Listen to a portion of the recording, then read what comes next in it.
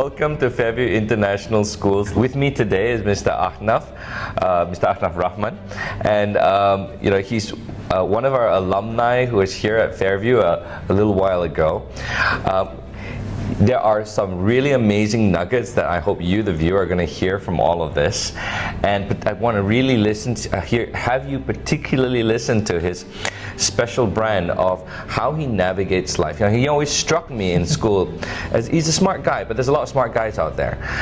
The way that he works with people, alongside people, and thinks through issues in that very interesting and calm demeanor. And if you can pick up anything through this live stream and you can learn that from him, I think you're going to carry a lot.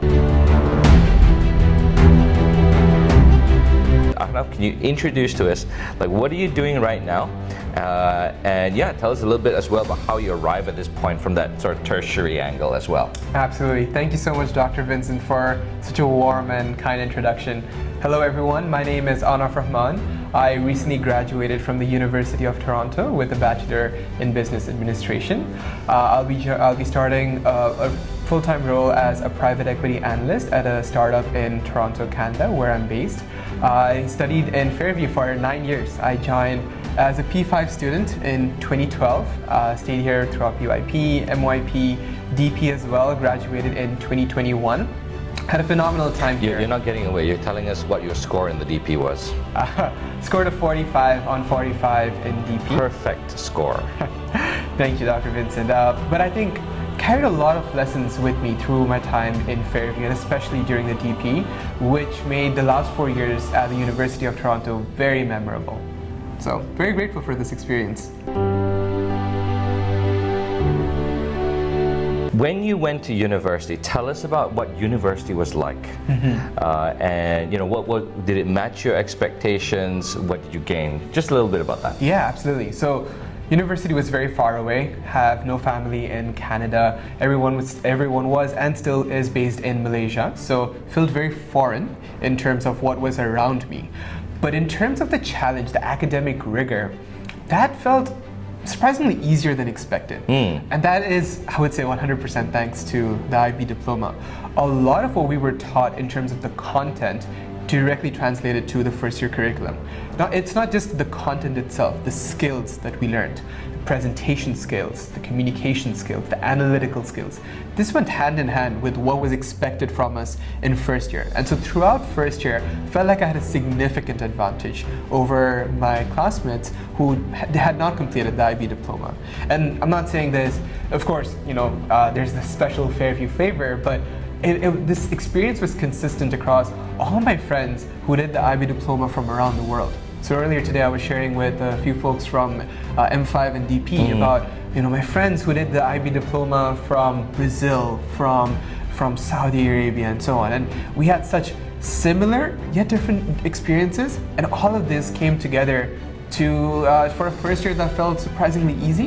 And I think from second year onwards, when everyone had kind of caught up, from that point onwards, I felt like it was through some excellent mentorship and some really cool opportunities that I sought out that made the next 3 years incredibly memorable.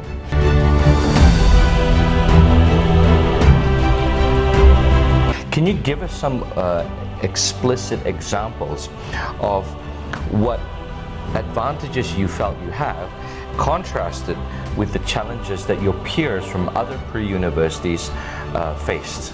So I would say the first example I can think of, it was in terms of our writing competencies. So starting from first year itself, there were some very advanced essays required for us. Well, advanced as per the professor's expectations, as per the university's expectations, didn't feel too advanced for myself and my fellow peers who had completed the IB Diploma. What do you mean by advanced? What's the advancedness of it? Advancedness as in a lot of essays that one would typically write throughout high school tends to be rather reflective in nature. Okay. What the IB teaches us is, having a sense of validation or conviction behind every sentence we write. Justification, perhaps. Exactly. A source. Absolutely. And really having an opinion, having a conviction, and having different viewpoints to back it up, Ooh. but also being aware of the other side. The bias. The bias, exactly. And so just navigating through all these different sources that we're using. And so when I compared the ease at which I was navigating through this process versus some of my classmates who had not completed the IB diploma, felt, maybe it did to make the right decision for the last couple of years. So what were your classmates saying about the papers then? The essays they had to do? That seemed like completely new to them. And that really struck me because consistently throughout my university experiences, no matter what challenge I faced, in one way or the other, I felt like I'd seen it before. So let me get this right. You're saying that writing an essay with conviction and an opinion was difficult for your classmates? Yeah, for sure. So translating this backwards, do you think that they were adequately prepared, and I'll take this a step back, to recognize their own conviction and respect their own opinion?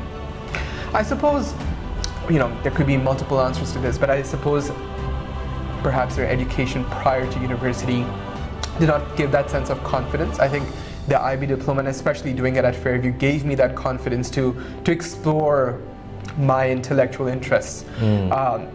Gave me that space to understand what I like, what I don't like. And so ultimately, when I am navigating challenging topics, new topics, I'm doing it from a lens that is familiar to me.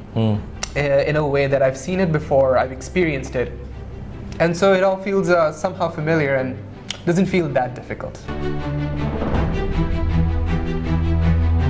I contrast your statement with another I very commonly hear where students are put in a classroom and the teacher stands in front and says, I know everything that's right and all of you are going to just lop up everything I say and accept that as correct. And being in this scenario for say 11 years of education and being indoctrinated by this sort of thinking where your opinion is not important, just listen to mine. Yeah.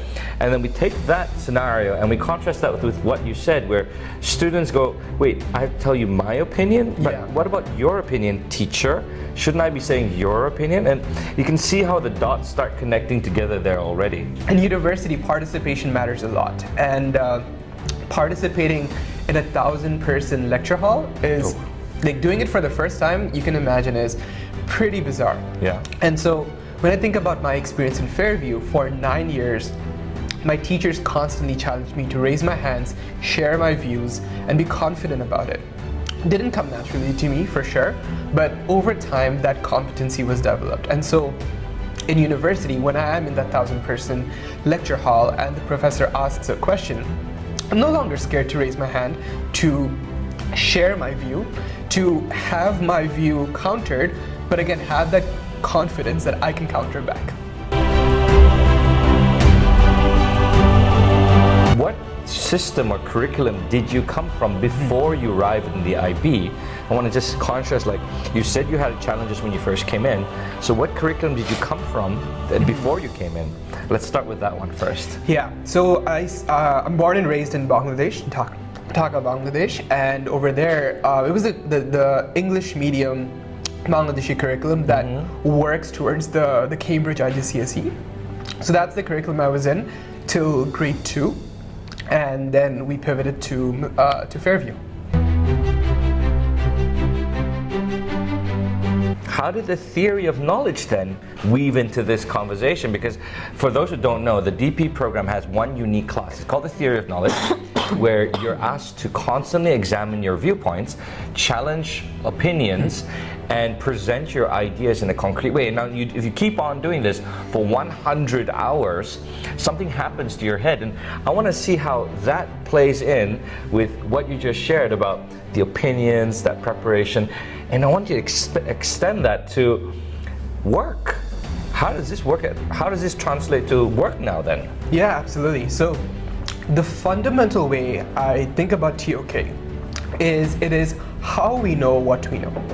So it's not exactly the knowledge itself, but how we acquire that. So one of the key questions in theory of knowledge is, how do you know what you know? And we first start by telling people, well, you know things because you see them, you're told things, or you read it in a book. And by knowing how you know what you know, we then also know the bias in knowledge immediately from that position.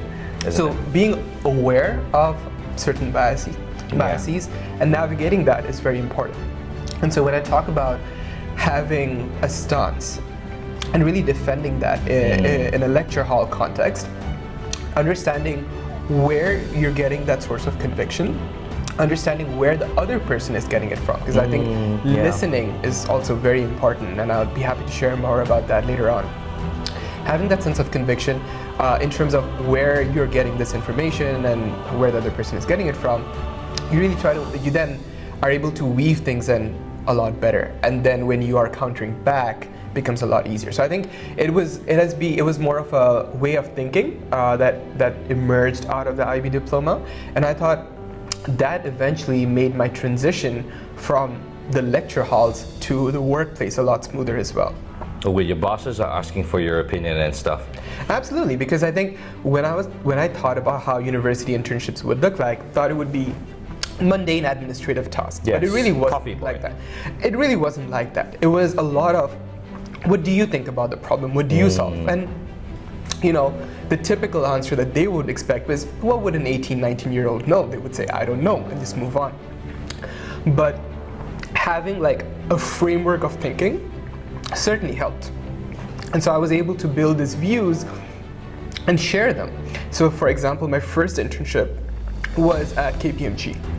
And over there, I proposed to build a new project, which is, keep in mind, for an intern to propose a project, it's pretty unprecedented. But I proposed a project based on what I listened, the managers around me were saying, proposed a project, and I structured it in a way which, if I reflect back, the foundation of it was in what I learned in TOK and what I learned in IB Diploma in general.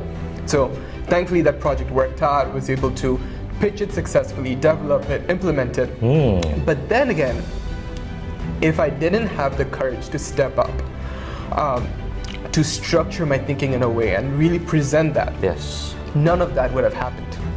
The words that came out, the recognition, none of that would have happened if I didn't take that first step. And I think the IB programs, that they gave me the foundation to take that step.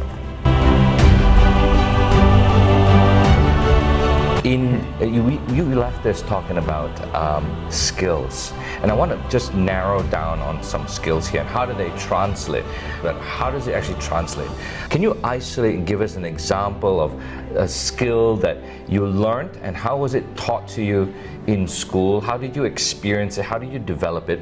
Then how did it transition from schooling years up to that tertiary level and into adult life? How did that skill carry you forward? By the way, we call this in education transferable skills, and I'm asking him to prove or to show, give us a great example about how a transferable skill works. Yeah, absolutely. So you can think of many different skills that really emerged from Fairview, but the one that I think of the most fondly is teamwork skills. Started off with group projects, all the way back from P5. Group projects for everything, from maths, for science, for everything. And then that naturally transitioned into a leadership position that I held, which was the student council president. And for the first time, I was leading a team of about 40 students from various nationalities, various ages, and everyone had different needs in the organization. And based on the learning that we had in the classroom, and based on my own personal experience, familial experience as well, what I realized is the best way for me to lead a team, to work with a diverse group of people, was to listen. Listening was my key to effective teamwork and leadership. And so by listening, I was able to understand what the needs of each of these individuals were, and I was able to understand, digest them, bring it together, and set actions accordingly. And so I was really able to test that during my years in Fairview, And when I take that into university, similar to Student Council, I was also the president of the Management and Economics Student Association at the University of Toronto. So once again, leading a diverse group of people, leading by listening, understanding what different perspectives are, understanding where perspectives come from, and really navigating and leading with purpose. And then eventually, when I take that from a university to a work context, even at internships, working in a city as diverse as Toronto, you can expect that there are individuals from all over the world, and working in teams where I'm now the most junior person. Whereas if I compare to my experiences in the student association or student council prior to that, I was leading a team. Here I'm the most junior member, but still navigating that environment in a way such that, of course, I'm responding to the people who are far more experienced than me, but still having my position be known. Still contributing actively, and again, to that I credit the learnings that I had through the IB program.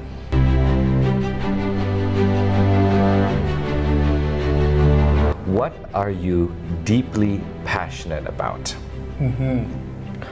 For me, it would be mentorship.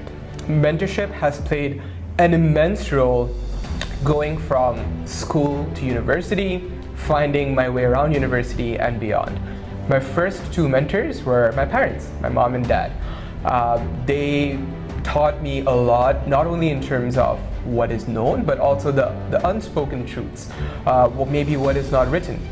Through that, I was able to not only just succeed in the classroom, but able to have a harmony, if you will, between in the home and in the classroom, have skills transfer along both places, and through that guidance I was able to make it to university, and through again similar mentors that I found in alumni at the University of Toronto, find my way along as well.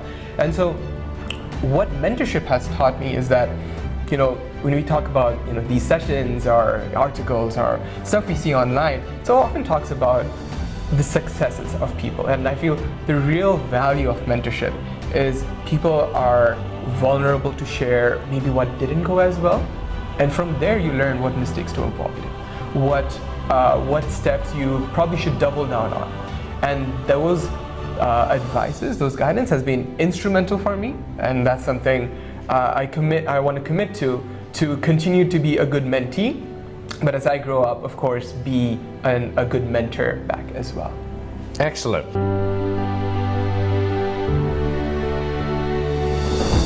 What are you really good at? What's your talents? From a professional context, I would say I'm great with numbers. Analytically, I feel that analytical skills I feel are my strongest, but unlike a regular analytical person, I don't think I'm all numbers, because I am able to bring an emotional and a human touch. A story. Because dealing with data is one thing, but able to effectively narrate a story to the people that matters the most, that makes, I feel, a substantial difference. Excellent.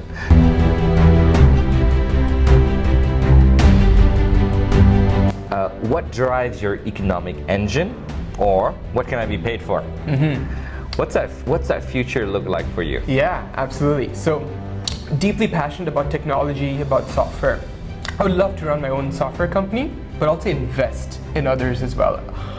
That is where I feel the mentorship aspect comes in, but also as I build up the experience, want to run my own software company and hopefully invest in a lot more as well.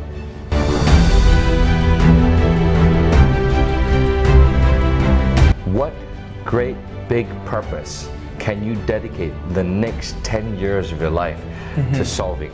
And this is the key purpose question, because to find a great purpose, you need to solve a problem, to alleviate some suffering, some pain from somebody, to give it value, to bring it back to humankind. And we only put a 10-year horizon because, life moves really quick. You saw how Trump changed the world in a couple of days, 100 days, right? So what great big problem would you not mind dedicating the next 10 years of your life trying to solve? I want to build an Islamic fintech platform that changes financing options for Muslim communities worldwide. If I talk about different things I've spoken in my previous answers, I've spoken about mentorship, spoken about analysis, story-driven, that sense, and also about software. And when I bring everything together alongside Islamic values that I hold very dear to me, Islamic finance is a concept that is definitely very prominent in Malaysia, still has lots of opportunities for growth, but in the Western world, especially Canada where I live in, it's still a very underserved concept. And so that is something I would 100% devote my energy towards building and make it accessible for millions of Muslims, not only in the Western world, but worldwide. So I'm going to press you over there. You just told me the solution that you're trying to bring to the stage, but what's the problem you're trying to solve? The problem is that when we think about ideas, big ideas, if we want to think of it from a business perspective, to bring them to life, of course, you need financing. Fairview went through an IPO recently. Congratulations for that. Thank you. And so financing is at the heart of it. Now, typical financing, especially debt financing, is based on interest. Now, that interest is actually forbidden in Islam and several other religions as well. And so navigating a concept of financing without interest becomes a lot more challenging. It is not as accessible to a lot of individuals. So I'm a Muslim businessman. I got a great idea, but where am I going to get my money from to actually build the factory and so forth? Exactly. And so the cheapest form of financing often tends to be debt with interest. That interest bit, can't touch that. Can't touch that. And so now what that means is that the next best alternative is now suddenly more expensive compared to other alternatives that my non-Muslim folks may be willing to pursue. Absolutely. And that puts me at a disadvantage, right? Why should I be held back because I'm prioritizing my values, right? We should be able to pursue faith, but also prioritize what we are trying to achieve in this world as well. Absolutely. And so having a financing system that is values-driven can really can propel you towards achieving that dream and make sure that those barriers are lifted. I love the idea of a values-based financing system that doesn't ask me to get a new credit card every 6 months. Absolutely. Or max out my credit card for the pursuit of profits and interest. Absolutely. And I know I'm talking about Islamic finance, and it's more about just ethics in finance, if you will. It's a concept where risk is being shared across the lender, the borrower, and the lender, and just want to make it more accessible for everyone.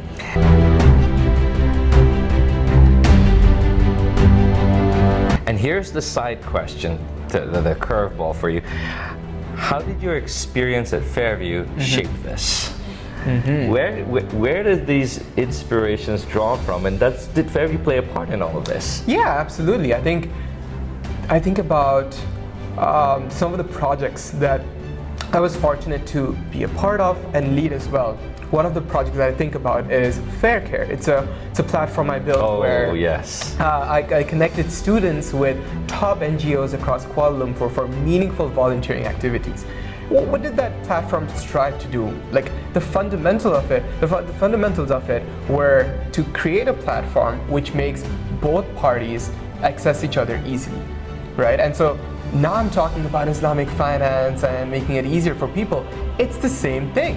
It's about creating a platform which makes both parties access one another in an easier place, in a way that is accessible. But of course, it is a deep challenge that millions face worldwide.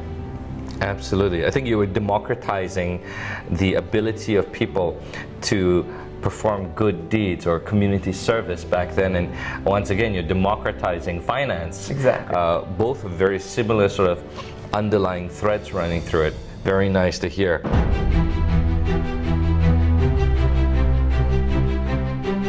Is there a message that you would like to have first for all the people out there who don't know what this IB and Fairview stuff is? And the second message is to all those guys who are coming to Fairview or in Fairview already. So we got two audiences' messages here. Absolutely.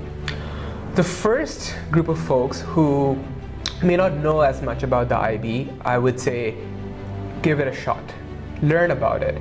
My story began about, what would be about 13, 14 years ago, when my dad stumbled across IB on a random website and really decided to learn more about it, learn how is it different than traditional conventional educational systems, attended sessions to learn more about it, and really invested time and energy to understanding more, realized that this is a vision that he wants to give his children, and here I am here now. So I think learn about the IB. It has changed my life and millions, not just only in Malaysia but worldwide. So give it a shot, you won't regret it. In terms of a message to those who are already part of the system, firstly, great job. But secondly, I would say be intentional about what you're doing. Try to be aware of your options. Have conversations with people to know what you're up to, what options lie ahead of you. If I think of all the decisions in terms of, I did my MYP in Fairview, but why continue DP in Fairview? There were options. Evaluated all of them, realized continuing in Fairview was the best decision for me. From there, when it came to choosing university, again, aware of options again, and then choosing what's best for me. And so what Fairview and the IB community gives you is it's a community of folks who have experienced it all. There's so much to learn from everyone. Learn your options, know what's best for you, and hopefully you make the best decision for yourself. Well, if anybody out there is really interested to find out about an experience, an educational experience that prepares your child not for exams, but to thrive at life, give us a call, and we'd be happy to share with you whatever we know and hopefully enrich one more life. Ahnaf, thank you very much for your time today. Thank you, Dr. Vincent.